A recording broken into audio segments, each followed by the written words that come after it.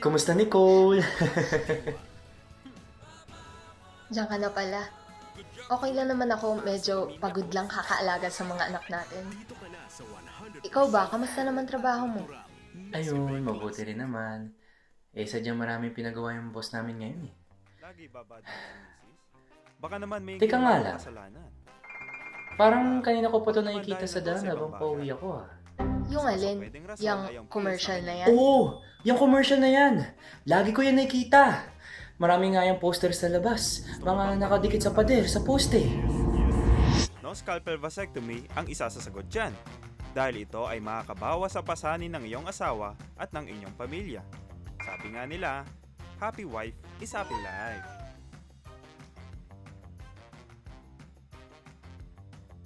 Kaya tara, mag-usap tayo tungkol sa no scalpel vasectomy at paano makakatulong sa pamilya mo ang mga positibong epekto nito.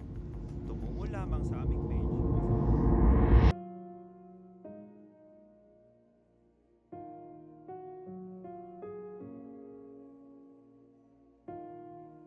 Asawa ko?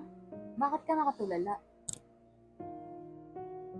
Uy, Uy, ano yun? mukhang malalim ata iniisip mo. Oo eh. Medyo napaisip ako sa commercial na yun. Mukhang kailangan natin mag-usap tungkol sa family planning, Nicole. Alam ko naman na nahihirapan ka na sa mga side effects dahil sa kakainom mo ng pills. At alam kong hindi na rin natin kayang magdagdag pa ng isa pang anak dahil sa hirap ng buhay ngayon at taas ng mga bilihin. Sure ka ba? Kaya ko pa naman mag-pills eh, kung para naman din sa pamilya natin. Pero kung gusto mo talaga, pwede naman natin pag-usapan yan. Napapansin ko rin kasi na sa tuwing uuwi ako galing trabaho, mas mukhang pagod ka pa kasi sa akin. Alam ko rin na nahihirapan ka sa mag-alaga ng dalawa nating anak. Hindi naman tayo mayaman para magdagdag pa ng isa pang makulit. Gusto kong makatulong sa'yo at sa pamilya natin, Nicole. Punta natin bukas yung nasa commercial. Alam mo, oo nga. Nakakapagod mag-alaga ng dalawang makulit na bata. Sige, kung yan ang desisyon mo, punta tayo sa expert sa family planning. Salamat, mahal. Punta tayo bukas ng umaga. Sige. Titignan ko muna yung mga bata kung ayos lang sila. Oo. Antayin na lang kita sa kwarto. Sige, sige, mahal. Ingat! Kumusta, Juan? Sino ka? Ako, si Popoy, ang iyong konsensya. Nandito ako dahil tutol ako sa balak mo mangyari para sa pamilya Bakit mo. naman? Yun na nga ang pinaka-epektibong pamamaraan upang makatulong sa pamilya ko. Isipin mong mabuti ang pinaplano mo dahil makakaapekto ito sa pagkalalaki mo. Hindi nakakabawas ng pagkalalaki ang ganitong pamamaraan upang makatulong sa pamilya ko.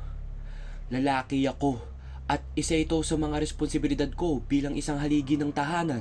Ay, nako. Alam mo, bugso lang ng damdamin yung nararamdaman mo dahil sa napapansin mo ngayon. Isipin mong mabuti, pag tinuloy mo ang family planning sa pamilya mo, di ka na ulit magkakaanak. Ewan ko sa iyo.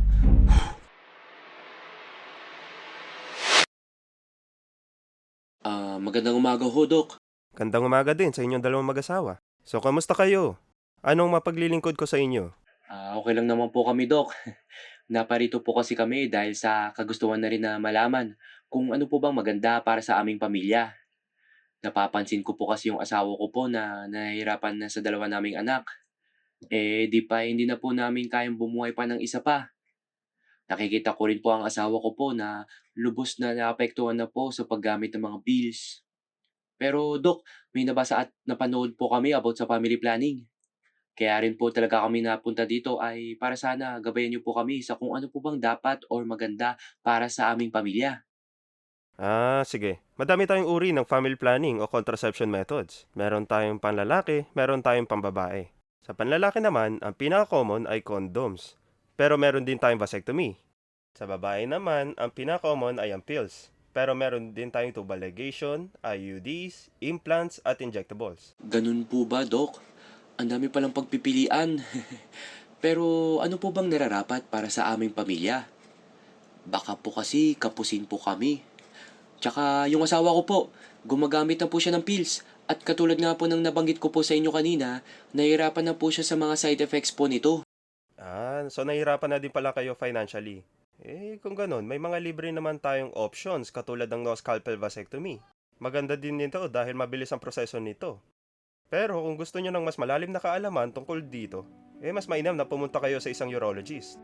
I-refer ko kayo kay Dr. Sarvando. Talaga ba, Doc? Parang ang maganda nga po yan para sa pamilya namin.